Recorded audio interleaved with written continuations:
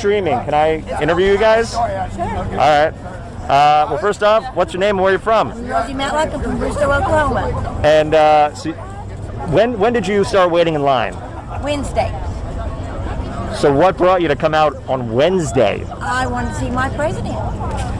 And are you sleeping out here? Yes, sir, in a chair. You've been sleeping in a chair? Yep. No, last night I slept on the concrete. Okay. That is devotion. Yeah. We support him. And so, you know, what is it that makes you want to sleep on the street, sit in a chair for 3 nights now? He's risked everything of his life for us. What's 4 days? How about that? One of my pet peeves is when people neglect to provide at least one example. They instead just say everything. What problem in America calls for anybody to take any kind of risk to become president? And how did that problem arise? Is the presidency even about devotion? For an answer. He gave up everything for us and did sleep on a concrete floor for 12 sorry. hours. There you go. Bang, bang. He's a good president. We want him to know we're supporting him. We love him, and we want him to know we are behind him 100%. 100%. Behind him for what? And why does Donald need such assurance? Who is he to demand it, and why are you willing to provide it? No more negativeness. We're moving forward. And so what do you hope that he talks about for tomorrow's rally? What do you hope he touches on? I want to hear him say he's going to do more of what he said he was going to do and what he planned.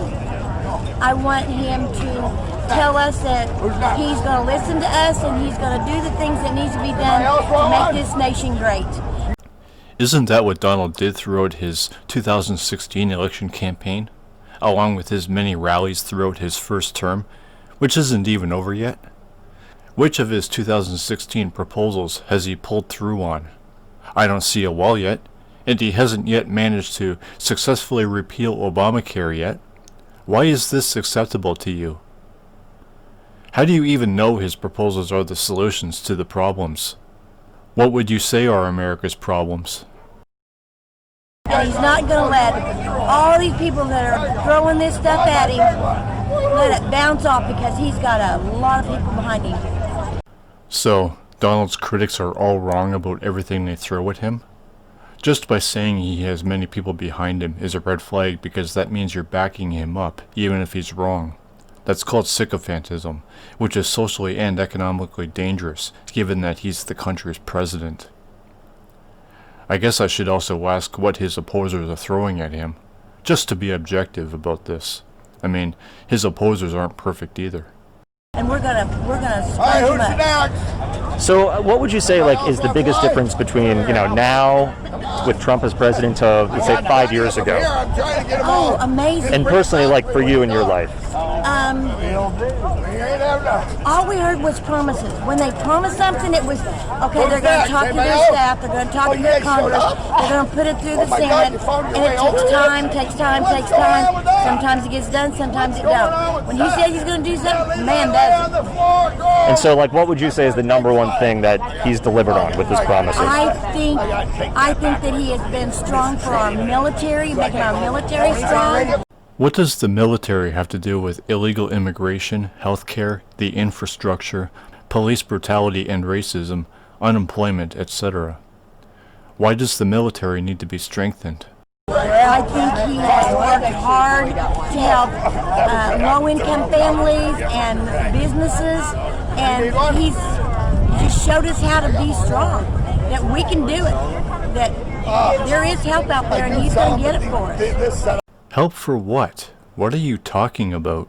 And he has. And it's been a rough week, though. There's been a lot going on.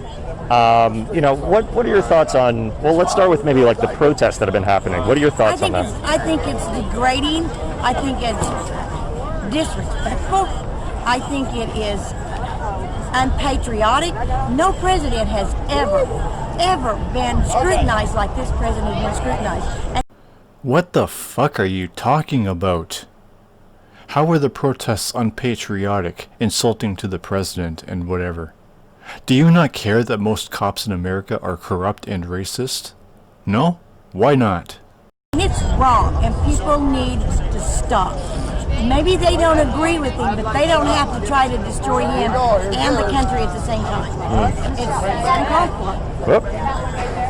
I mean, he's a great man. He promised politically, he said, I may not be a politician, but when something needs to be done, if I don't know how to do it, I'll get the right people in there and it'll get done.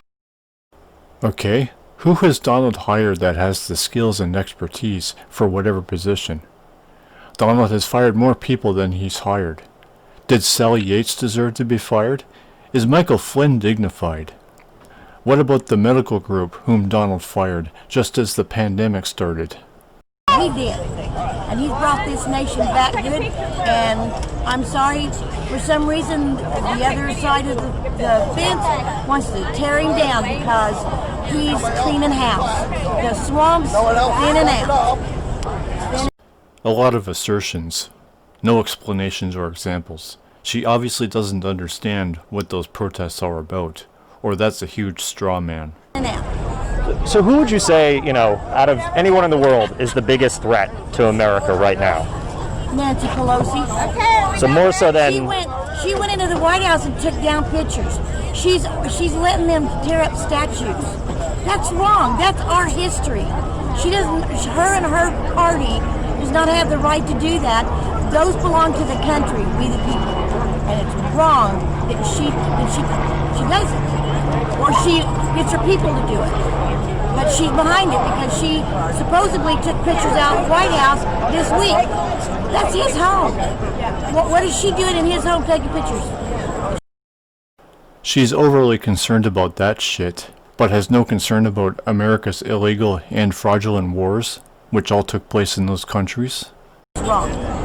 So more so than Russia, China, Iran, you would say that Nancy Pelosi takes the cake of the biggest threat. I think she's spreading hate in this country, and that's bad. That's bad. So what would you say would be the biggest change that you want to see implemented? I want our country united. I don't want to see our country split. I want people to agree to sit down and talk things through instead of being spiteful, deceptive, spiteful, mean. I want our country in peace.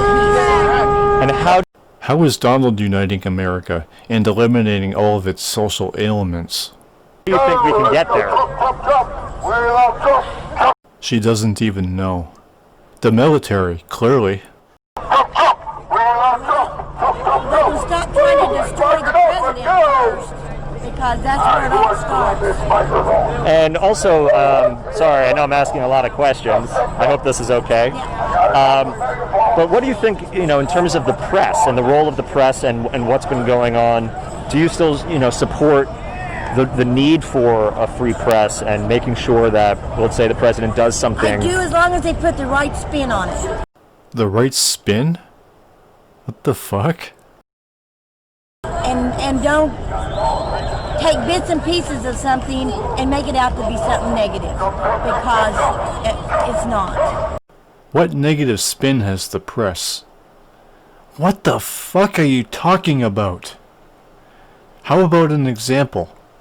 How about reality instead, lady? And my last question is there anything that Trump can do that would make you lose your support for him? Commit adultery on his beautiful, classy wife. Yes, adultery is bad. However, have you ever even... Okay, you know that some people are against Donald. Has it ever occurred to you to do some Google research about Donald's presidential faults to evaluate them? What about his economic sins, for lack of a better term? His stream protection rule rescinding, for example. Are you okay with that? Are you even aware of that? Do you also feel that Donald has sufficiently dealt with COVID? What does adultery even have to do with politics? She's amazing. She is what every American First Lady should be. Well, what about the Stormy Daniels thing? Because he was married to her at that time. That was years ago, before he ever became president. How does being elected the president rectify that bullshit? That's nothing more than making excuses for Donald. Nobody is accountable for what he done when he was a lot younger. If that was the case, there'd be nobody in politics. Nobody. And I'm sorry, your name and where you're from again? I'm Rosie Matlock from Bristol.